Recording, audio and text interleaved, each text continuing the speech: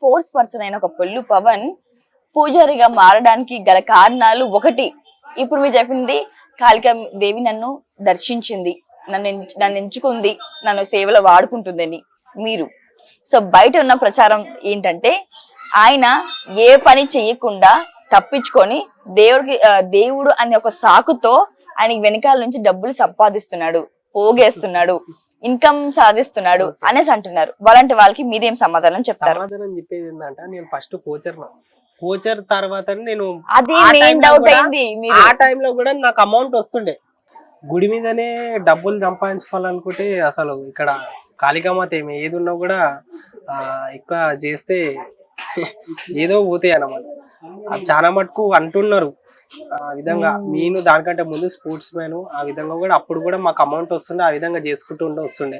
ఇప్పుడు ఏంటంటే తరతరాల నుంచి ఇవాళ డాడీ తర్వాత నేను చేయాలని చెప్పి నాకు అమ్మవారు కళ్ళు తెరిపించింది. ఆ మటుకు నేను వచ్చి దర్శనం చేసుకుంటూ వస్తున్నాను.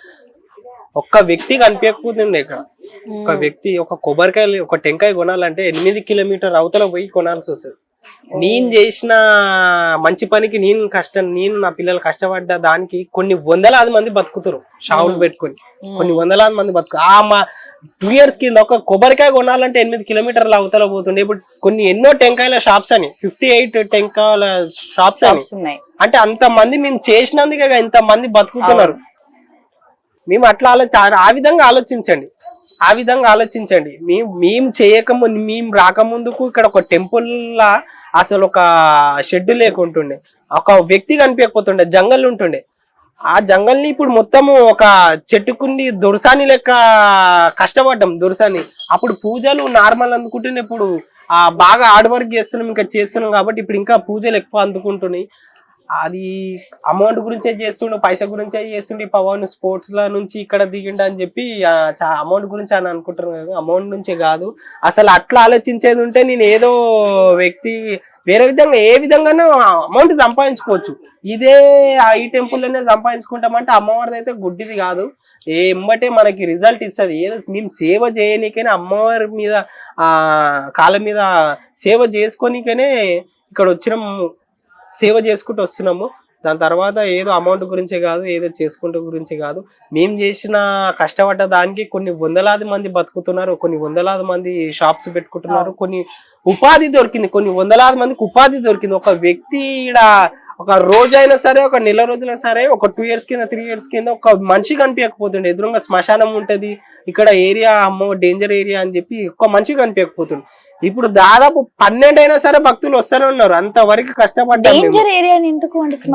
ఎదురుగా శ్మశానం కాడికి మనం ఎక్కువ పోతామా, డేంజర్ ఏరియా అని చెప్పి. ఇక్కడ మొత్తము అడవి లెక్క ఉంటుండే, చెట్లతోటి గానీ అక్కడతో డెవలప్మెంట్ మొత్తం క్లీనింగ్ చేయించడం గానీ అట్లా చేయడం గానీ చాలా కష్టపడ్డాం అమ్మ. మేము ఏంటంటే మేము ఇంటర్వ్యూ ఇవ్వక ముందు ఫస్ట్ ఇంటర్వ్యూలో చూడండి టెంపుల్ ఎట్లున్నదో, ఇప్పుడు ఈ ఇంటర్వ్యూ వరకు చూడండి ఈ టెంపుల్ ఎట్లున్నది, ఎట్లా ఏ డెవలప్మెంట్ చేసినాము, ఏంది ఏం కథ అని చెప్పి కొందరు అనుకుంటారు. కానీ ఇక మీరు అనేది రూమర్స్, వాళ్ళ అమ్మవారే సమాధానం చెప్తుంది. నేను ఎక్కువ రియాక్ట్ అయ్యే అవసరం లేదు, నన్ను ఇట్లా అంటారు అని చెప్పి. నన్ను ఎవరెవరు అంటున్నారు, ఏం కథను అది ఎంబటే పబ్లిక్ జనాల భక్తుల రూపం అయినా సరే, ఆ అమ్మవారి రూపం అయినా సరే మీకు రిజల్ట్ వస్తుందని నేను చెప్తాను.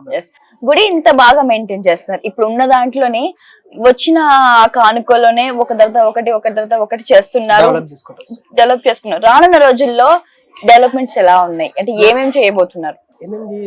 నార్మల్ గా ఇక్కడ ల్యాండ్ సరిపోతలేదు మనకి. ల్యాండ్ ఉన్నది కూడా చిన్న ల్యాండ్ లో ఉన్నది. కొన్ని వందలాది మంది ప్రజలు వస్తున్నారు, ఆ జాగా సరిపోతలేదు అనమాట. ఈ అమౌంట్ లో సరే ఏదైనా సరే మేము కొంచెం గవర్నమెంట్ నుంచి కొంచెం సపోర్ట్ తీసుకొని ల్యాండ్ కొంచెం రెంట్కి కానీ లేకపోతే ఏదో ఒకటి తీసుకొని చేయాలని మేము అనుకుంటున్నాము. ఇంకోటి ఇక్కడ అన్నదాన కార్యక్రమం నెలకోసారి పెడతాం కదా, వీక్కి 1 time పెట్టాలని చెప్పి అదొకటి అనుకుంటున్నాం. ఇంకా ఆ టెంపుల్ ఇంకా వాటర్ మంచి వాటర్ లేవు ఇక్కడ, మంచి వాటర్ ఇప్పించడం కానీ రోడ్డు గురించే కానీ. మీకు శిక్షణ ఏ ఇయర్ లో తీసుకున్నారు? మీకు ఇచ్చిన గురువు ఎవరు? మా గురువు భరత్ స్వామి. నేను ఒక 2 years నుంచి ఇప్పటికీ కంటిన్యూ నడుస్తూనే ఉన్నాను. అంటే ఇలాంటి శిక్షణ చేసుకుంటారండి మీరు కూడా? శిక్షణ అంటే కాళికామాత శిక్షణ ఉంటుంది మొత్తం.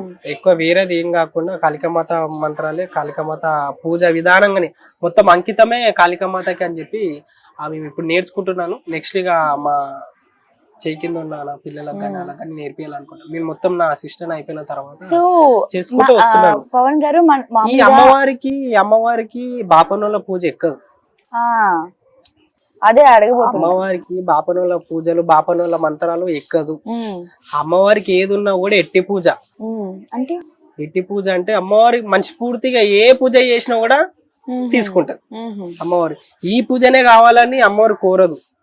అమ్మవారి శ్మశానకాలిని మనిషి పూర్తిగా ఏది ఎక్కించినావు, నువ్వు బయట పిచ్చి పువ్వులు ఏరుకొచ్చి అమ్మవారికి ఎక్కించినావు కూడా అమ్మవారు సంతోషం ఇస్తుంది. ఆ బాపనోళ్ళ పూజలు బాపనోళ్ళు చెయ్యరు. పెట్టిన వాళ్ళు అమ్మవారు కూడా ఇస్తది. ఎవరికి చేసేంత శక్తి ఉంటేనే అమ్మవారికి చేయగలుగుతాం. ఎవరో ఆలీలు వచ్చి చేయలేరు అమ్మవారికి. ఎవరో ఆలీలు చేసి చేయలేరు. అమ్మవారి ఆజ్ఞ ఇచ్చిన తర్వాత అమ్మవారికి చేసే శక్తి ఉంటేనే వీడికొచ్చి చేయగలుగుతారు. అమ్మవారి కాలు ముట్టుకుంటే కూడా వైబ్రేషన్ ఇట్లా స్టార్ట్ శిగాలు వస్తుంటాయి. ఇక్కడ అమ్మవారికి ఇక్కడ వచ్చి టచ్ చేస్తే కూడా అమ్మవారు చాలా పవర్ఫుల్. ఎవరికంటే వాళ్ళకి చేయనిక ఛాయిస్ ఉండదు. ఐదో తరతరాల నుంచి వస్తుందని చేస్తున్నాం అని ఏం లేదు. మాకు కూడా వైబ్రేషన్లు వచ్చినాయి. మాకు కూడా భయం వేసింది. మేము చేయంగా అమ్మవారు ఇయ్యంగా మేము చేసుకుంటూ వస్తున్నాం. ఎవరంటే వాళ్ళు చేయనిక ఛాయిస్ ఉండదు. ఈమె శ్మశానకాలి. అందరు అమ్మవారి లెక్క కాదు. కట్టమైసమ్మనో ఇల్లమ్మనో అమ్మవారి లెక్క కాదు. శ్మశానకాలి ఏది ఉన్నా కూడా జల్లి రిజల్ట్ ఇస్తుంది. మా జల్లి చాలా రిజల్ట్ మీరు చూడండి.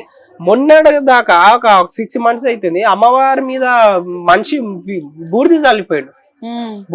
ఎంబటే మళ్ళా చుట్టుపక్కల ఉన్న శివసత్తులు అందరికి శిగాలు వచ్చి మళ్ళీ అమ్మవారి పెయి మీదకి వచ్చి చెప్పింది, నన్ను నా మీద ఆ బూడిద ఉద్రేకం లేవట్రు అంటే కోపంగా నన్ను అది చేసిరు అని చెప్పడం వల్ల మళ్ళా ఆ వ్యక్తిని పట్టుకొని మళ్ళీ ఆ వ్యక్తిని కొట్టి పంపించడం జరిగింది. అంతవరకు భయంకరంగా ఇక్కడ మంచి పచ్చి మంత్రగాలు వస్తుంటారు అన్నమాట. ఇక్కడ పచ్చి మంత్రగాలు వస్తుంటారు. చాలా పవర్ఫుల్ ఉంటది అమ్మవారు. ఇక్కడ ఏది ఉన్నా ఏది ఆటలు సాగవు. ఈడ ఏ పప్పులు ఎవరు పప్పులు ఉడకవు. ఏది ఉన్నా కూడా అమ్మవారు దర్బార్లో వచ్చి దర్శనం చేసుకొని ఏదైనా కోరికలు మంచి కోరికలు ఉంటేనే తీరుస్తుంది. చెడు కోరికలు ఏదున్నా కూడా మళ్ళా నీకే తీసి దెబ్బ కొడుతుంది అని చెప్తా ఉన్నా. మా మీద కూడా కొన్ని కామెంట్స్ వస్తున్నాయి ఇట్లా ఈ విధంగా కాదు. మేము మళ్ళీ రివర్స్ చెప్పే అవసరం లేదు. మీకు ఖచ్చితంగా మళ్ళీ అమ్మవారు చెప్తుంది ఎట్లా చెప్పాలో సమాధానము. ఆ విధంగా మీరు తీసుకోండి. నేను ఒకటే మాట అంటా ఉన్నాను. సో ఏ పూజ చేసినా వెంటనే రియాక్షన్ వస్తుందని చెప్పి అన్నారు కదా, అట్లా నెగిటివ్ గా కూడా చేసినా కూడా నెగిటివ్ తొందరగానే ఇది అవుతుంది. నెగిటివ్ అంటే అమ్మ ఇప్పుడు మనకి చెడు మనకి ఏంటంటే 3 తవలల్లా దాటుకుంటూ పోతుంటారు. ఇప్పుడు పెద్ద మనుషులు ఏం చేస్తారంటే మనకి హెల్త్ బాగా లేకుంటే పెద్ద మనుషులు అన్నం తీయడం కానీ గుడ్లు తీయడం కానీ 3 తవలల్లో పాడేస్తుంటారు. ఇక మనము తెలిసి ఏదో రోడ్డు మీద ఊతుకుంటా మనం తొక్కుకుంటా పోతాం అన్నమాట. అక్కడ ఉన్న గాలి సోకడంగానే మన మీద పడిపోతుంది. మనం టెన్షన్ గా అదైతుంటాం. ఇక్కడ ఈ టెంపుల్లోకి వచ్చి దర్శనం చేసుకొని గుమ్మడికాయ కొట్టించుకొని బూడిద గుమ్మడికాయలు దీపం పెడితే ఏది కూడా వెళ్ళిపోతుంటది. కొందరు ఏం చేసి వ్యక్తులు తీసేసి బండ కింద పెడతారు. మనం తెలియక బండ దాటిపోయినా కూడా మన మీద మనకి పడుతుంటది అన్నమాట.